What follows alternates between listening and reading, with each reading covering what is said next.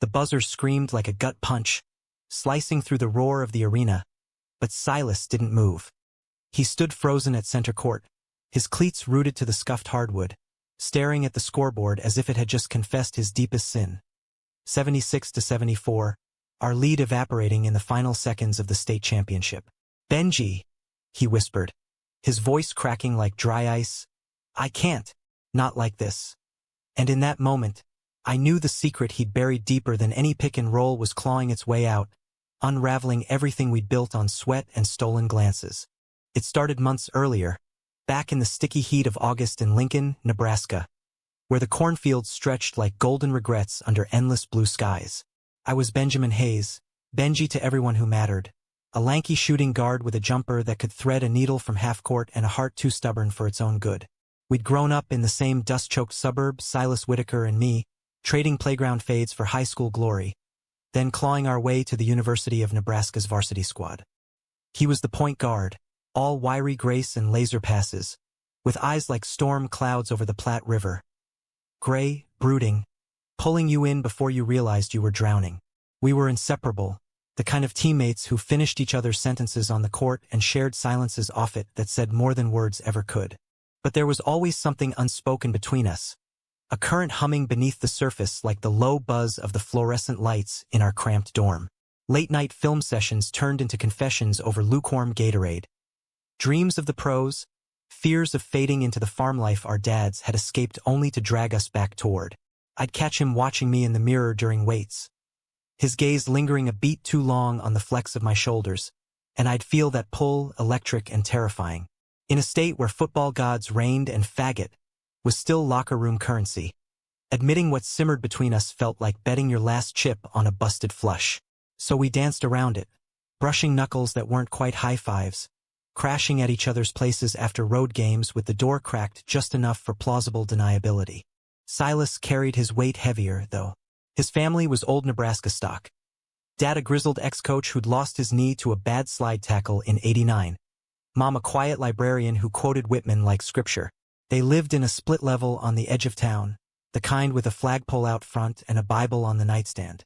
Silas idolized his old man, quoting plays from the glory days like gospel, but there were cracks. Phone calls he'd take in the stairwell, voice dropping to a hush, hanging up with shoulders slumped like he'd just dropped a game winner. "Family stuff," he'd mutter, waving it off with that half-smile that made my chest ache. I never pushed. In basketball, you learn to read the defense, not interrogate it. As March Madness fever gripped campus, our Huskers were peaking. Undefeated in conference, scouts buzzing like locusts in the rafters.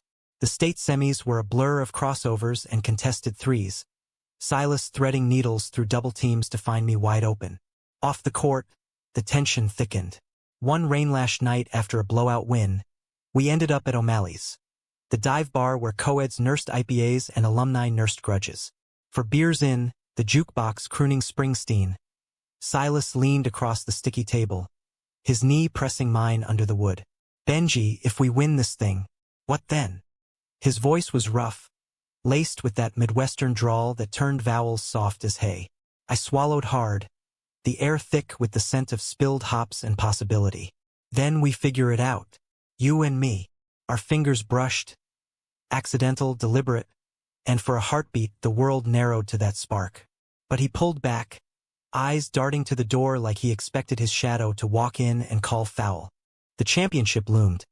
Us against the Iowa Hawkeyes, a grudge match etched in blood from last year's overtime heartbreaker.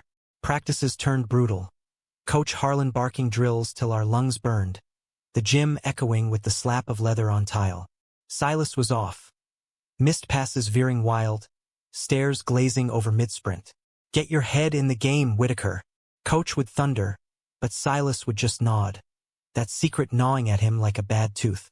I cornered him in the showers one evening, steam curling like ghosts around us, towels slung low. "Talk to me, see. We're in this together."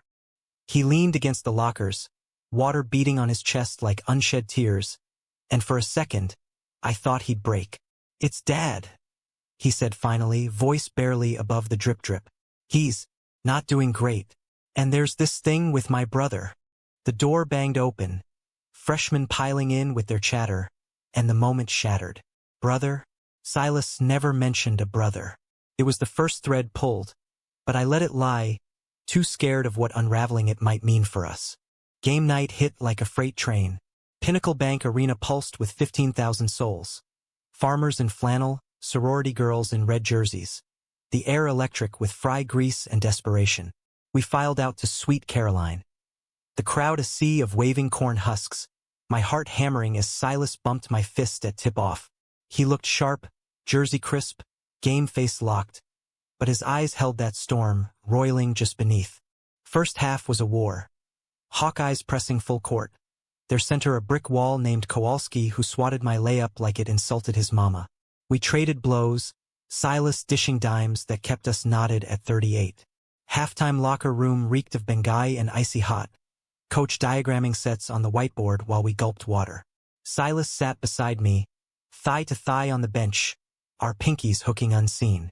We got this, I murmured, and he squeezed back. Promise, plea, prayer. Second half ignited. I drained a corner three to put us up 5.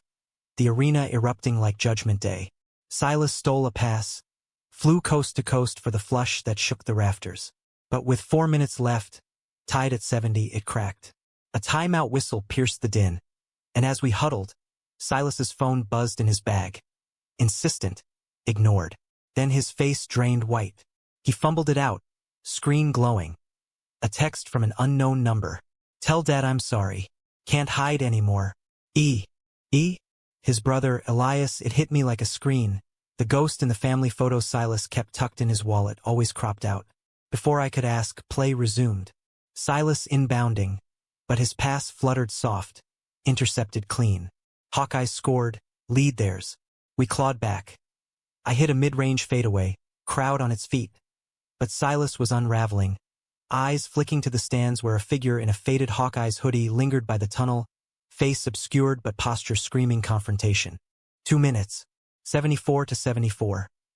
Ball in Silas's hands, clock ticking like a bomb. He dribbled, hesitated, uncharacteristic freeze, and Kowalski stripped him clean. Fast break, easy bucket.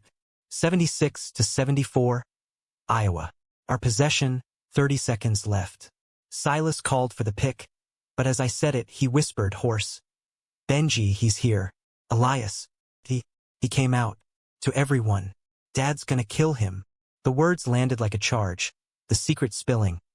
Elias, twin brother, hidden away after coming out at 16, sent to straighten up at a ranch in Wyoming.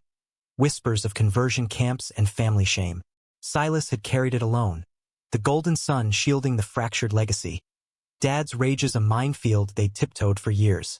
Betrayal hit then, sharp as a knee to the gut. Not from Silas, but the lie we'd both lived. He'd promised me we'd face it together after the win, come out hand in hand to the presser, flip the script on this red state cage. But now, with Elias's text burning a hole, Silas cracked. He passed to me instead of driving, conservative, scared. My jumper rims out, offensive rebound to them. Foul. Free throws swish. 78-74. Final timeout. Chaos. Coach screaming plays, teammates hollering. Silas grabbed my arm, eyes wild. I lied, Benji. I can't do it. Dad's watching, Elias too. If we... His voice broke, the weight of generations crushing him. I saw it then. The fear that had stolen our moments, the love we'd starved for cover. Screw them, I hissed, pulling him close in the huddle's shadow, foreheads touching, breaths mingling. You're my family now. Fight for us. Something shifted in his gaze. Storm breaking to sunlight, and he nodded, fierce. Inbound. I screened for him, Silas explodes baseline, Eurostep past Kowalski for the N1. 78-77.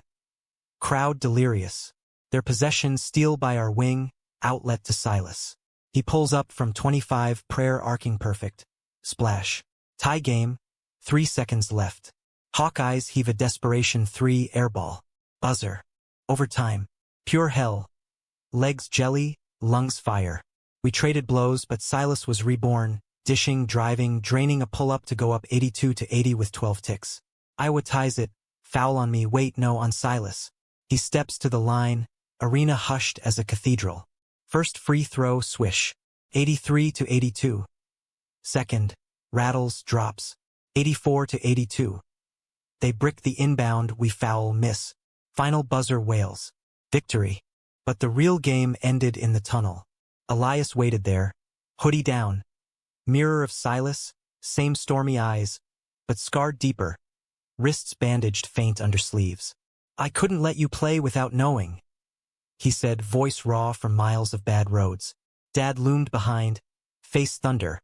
But Mom clutched his arm, tears carving rivers. Enough hiding, Tom, she whispered, the first crack in the facade. Silas crossed the line first, embracing Elias like he'd drown otherwise. I'm sorry, he choked, for all of it. Then he turned to me, the arena's roar fading to white noise, and pulled me into that hug, the one we'd rehearsed in dreams. Benji, I love you. Been hiding from that too. The words hung, simple as a layup, profound as confession. Dad's jaw clenched, but he didn't move. Maybe the fight leached out, or maybe humanism's quiet work. Seeing your son's whole, unbroken. We didn't make the pros. Knees gave out, scouts scattered. But that night birthed something truer. Silas and Elias mended slow. Family dinners turning from battlegrounds to bridges.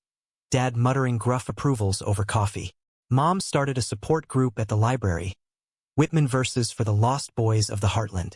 Silas and I, we built a life in the quiet spaces. Coaching AU kids in Omaha, hands intertwined at drive-ins. Love no longer a secret but a playbook we wrote ourselves. Years on, that photo from the post-game huddle.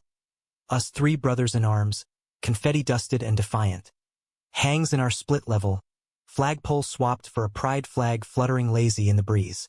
Championships fade, but the secrets we unbury, they forge the legends that last.